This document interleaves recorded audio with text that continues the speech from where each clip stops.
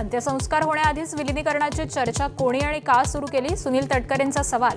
भाजपसोबत सत्तेत जावं हीच दादांची 2019 पासूनची इच्छा। माझाची एक्सक्लुझिव्ह मुलाखतीत तटकरेंची तोफ।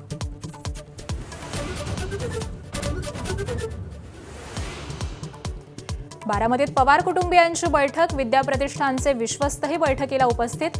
अजित पवारांच्या स्मारकासह इतर बाबींवर चर्चेची शक्यता।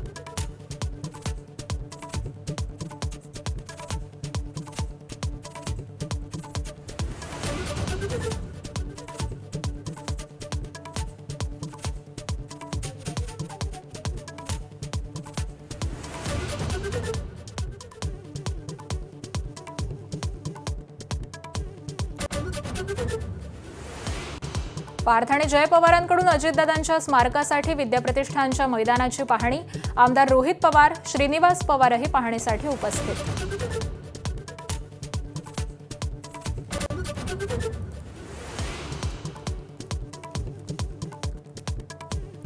मुंढवा जमीन व्यवहार प्रकरणी पार्थ पवार यांना क्लीन चिटची बातमी खोटी। खारगे समितीचा अहवाल अजूनही सादर नाही। महसूल मंत्री चंद्रशेखर बावनकुळेंची माहिती।